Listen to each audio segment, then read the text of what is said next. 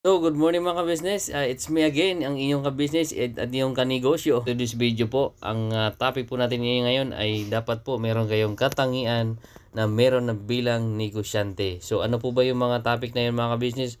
Mamaya po, himay-himayin natin yan mga ka-business. Isa-isa, maybe bibigyan ko po kayo ng tips. Apply nyo po ito mga ka-business kasi ito base po sa aking experience dito sa tindahan mga ka-business. So, nakikita nyo naman po sa iba ko pong vlog at mga video mga ka-business, kailangan po talaga ma-apply nyo po ito kasi kailangan po ito sa pagtitinda at pagninegosyo. Sa unang katangian mga ka-business bilang negosyante, kailangan po unang-una mga ka-business masipag. Kailangan po talaga masipag kayo sa pagninegosyo mga ka-business kasi kahit meron po kayong puhunan, meron kayong financial para sa negosyo mo nyo mga ka-business, kung hindi mo a-apply ng kasipagan mga ka-business dahil po wala pong saysay, wala pong matupupuntahan ang negosyo nyo kung hindi po kayo hands-on sa iyong negosyo. Kailangan po apply nyo po talaga ng kasipagan mga ka-business. So yan po yung unang katangian po sa bilang negosyante mga ka-business. Yung pangalawa po natin na katangian, kailangan din po kayong matyaga mga ka-business sa pagninegosyo. Kailangan mayroon kayong tiyaga kasi kailangan po pag may tiyaga, may nilaga nga, ika nga mga ka-business. Unang-una po dito po sa tindahan po namin dito mga ka-business, kailangan po ng matyaga dito mga ka-business kasi madaling araw pa lang po gising na ako mga ka-business para mamili ng gulay, karne, isda at iba pa mga ka-business at mga prutas. Yan po sinasali ko po at mga prusen, araw-araw ko po yung sinatyaga talaga yung mga ka-business kahit antok na antok pa ako sa madaling araw mga ka-business kasi gusto ko pang matulog pero pinipilit ko pong bumangon yung katawan ko mga ka-business kasi kailangan nating matyaga dahil ito po yung hinahanap buhay po natin, ito po yung pinasok natin na negosyo. Kailangan po natin talaga magtiyaga. Kaya ayan po sa awa po ng mga Diyos ng business, natyaga ko po to talaga mga ka-business sa tagal na po na taon na po mga ka-business. Kaya sa awa po ng Diyos meron na po tayong mga nakapundar. Kaya ayan po, kailangan ng matyaga po sa pagninegosyo. Pangatlo mga ka-business, madiskarte. Kailangan po madiskarte at samahan po ng diskarte po sa pagninegosyo ka-business, no? Napaka-importante po ito mga ka-business. Kailangan po meron po kailang lagi diskarte sa pagtitinda mga ka-business. Unang-una po sa mga presyo po, kailangan po diskarte po dyan na hindi kayo pag-iiwanan sa mga katabi mo, kakompetensya mo o ano man po ang mga katabing mo ng negosyo. Kailangan po unang-una yung presyo, kailangan po may diskarte po kayo dyan. Kapag bumaba po yung presyo ng supplier mo mga business, bumaba ka rin. Pag mo tumaas po, tumaas ka rin po.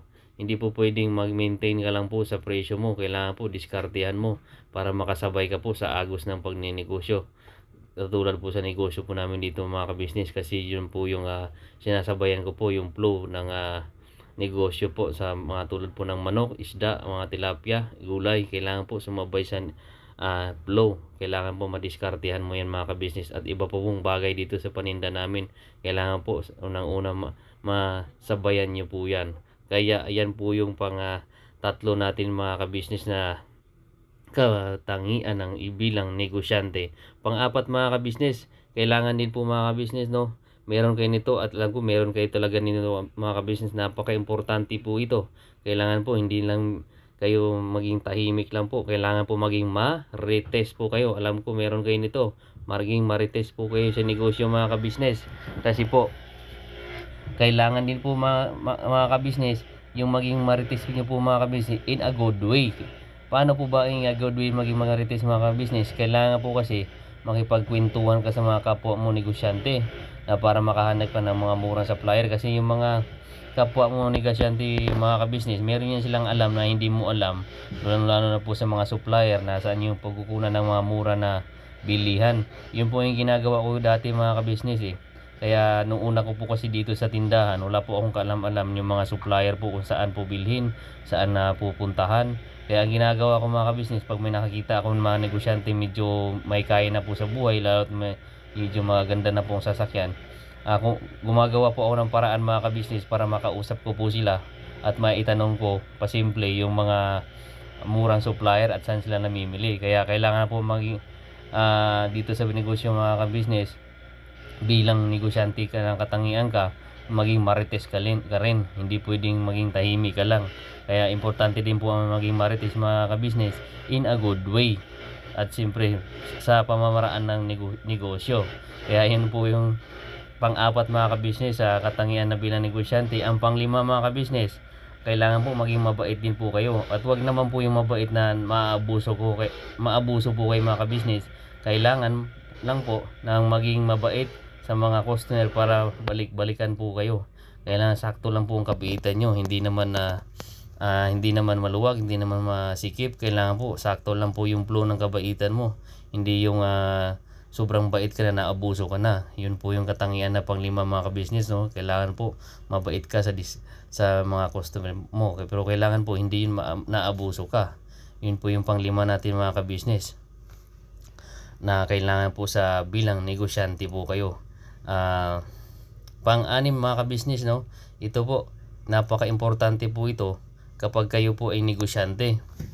Kasi masasayang po ang inyong negosyo, yung income kapag wala po kayo nito mga kabisnes. Kailangan po yung pang-anim na ma-apply nyo po ito mga kabisnes, maging masinop. Yun po yung maging ng pang-anim na bilang negosyante mga kabisnes. Kailangan po masinop. Naging masinop kasi ako dati mga kabisnes nung nagnegosyo na po ako. Kailangan po maalagaan nyo po yung income nyo. At hindi po kaya porkit negosyante ka, gastador ka na, kailangan marunong po kayo magpahalaga sa kinikita mo. Kailangan po marunong po kayo mag-save. Kasi hindi po lahat ng oras malakas at hindi po lahat ng oras na mabenta po yung items mo mga business at yung paninda mo mga business. Kaya kailangan po masino po ikaw sa pagninegosyo. Yung income nyo po, kailangan maitago mo yung income. Kasi hindi po lahat ng oras malakas ka. At least meron po kayong pondo sa ibang bagay po na pwede nyo pong i-negosyo. Halimbawa, ang isda po is mahina. Kailangan po meron din po kayong pamuhunan doon sa nyog na yun din po ay malakas naman. Kaya kailangan po masino po kayo mga business. Napaka-importante po yan sa pagninegosyo. Kaya thank you mga business. Isang tanong po ako sa inyo, ano po ba yung 6 na katangian na gustuhan nyo po doon? Sa pang-una po bang masipag, pangalawang matyaga, pang-tatlong matiskarte, o pang-apat na marites, o pang-limang mabait, or masinop? Thank you mga ka-business.